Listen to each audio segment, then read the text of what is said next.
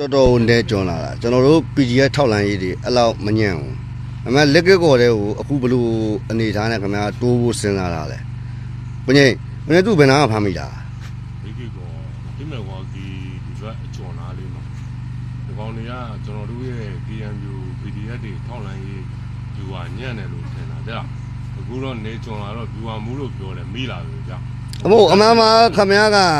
ဟိုကို view အောင်မှုဆိုကိုကအရှိတက်ကမှာလေဘာဖြစ်လို့ကလေးတွေကိုစေးကျွေးပြီးတော့အရှိလော်လော်လဲဟမ်ဟုတ်ကျွန်တော်တို့ကတော့ကျွန်တော်တို့မှာ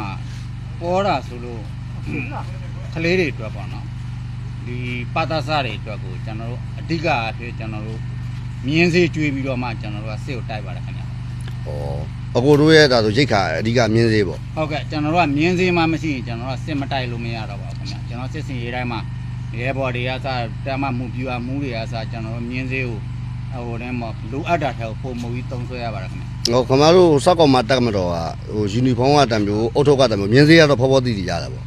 ကျွန်တော်တို့တွေကဒီလိုနေရမယ်လို့တမရကာကွယ်ဦးစီးချုပ်ဗိုလ်ချုပ်မူကြီးမင်းအောင်လှိုင်အမိတ်ချတာလို့ပါခင်ဗျာ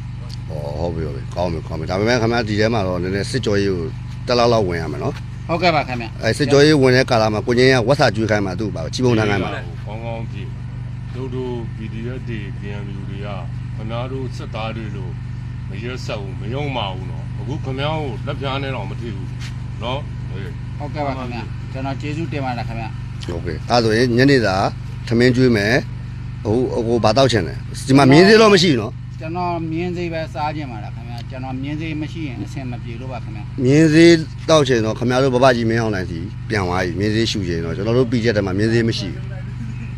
အဲ့ဒါဆိုကျွန်တော်ပြန်လွတ်ပေးလို့ရမလားခင်ဗျာကျွန်တော်မြင်းစေးတက်ပြတ်ဆူပြီးပြန်လာခဲ့ပါမယ်ခင်ဗျာလူကြီးကိုမေးကြည့်အောင်မယ်ဟုတ်ကဲ့လာပြောင်း